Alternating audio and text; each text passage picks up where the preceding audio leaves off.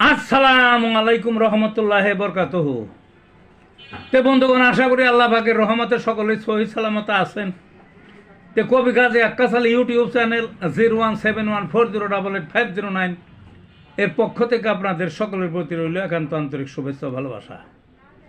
তে বন্ধুগণ, এখন আপনাদের সামনে যে বয়ানটা রাখবার চেষ্টা করব, বয়ানটা হলো ভয়ঙ্কর কোষ্ঠবদ্ধ রোগের ট্রিটমেন্ট। কি ভয়ঙ্কর কোষ্ঠবদ্ধ রোগের ট্রিটমেন্ট? বুঝতেই পারছেন, মানে সহজে পায়খানা হয় না, খুব কঠিন কষা।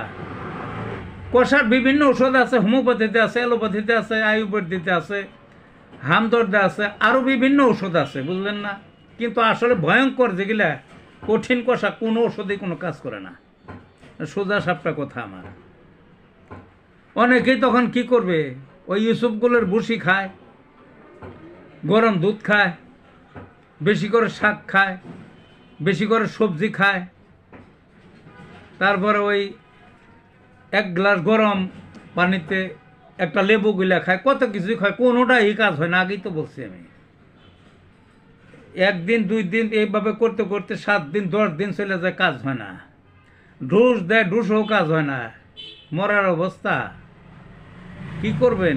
আমি দুইটা এর কথা বলবো। সবজি যেটা হাতের কাছে এই শীতকালে সবচেয়ে বেশি পাওয়া যায়, কি একটা হলো ফুলকপি আর একটা টমেটো। ফুলকপি হলো 1 নাম্বার, আর একটা টমেটো, পাকা টমেটো। ফুলকপি আর পাকা টমেটো। শুধু ফুলকপি ধরলাম, ফুলকপিটা পর্যাপ্ত খাইবেন। আপনার ভাজি খাইতে পারেন, মাছ দিয়ে রান্দা খাইতে পারেন, লাবড়ায় রান্দা খাইতে পারেন, ডাল দিয়ে রান্দা খাইতে পারেন, তারপরে চপ বানিয়ে খাইতে পারেন। একভাবে খাইলে হয়, বেশি করে খাইবেন, দেখবেন যে পায়খানা হয়ে গেছে, ক্লিয়ার হয়ে গেছে।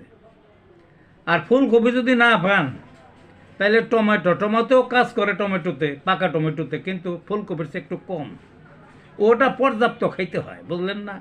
একেবারে ভালো পেট যার ঠিক মতো পায়খানা হয়, সে বেশি করে কপি খাইবেন, দেখবেন যে পাতলা পায়খানা হয়ে গেছে।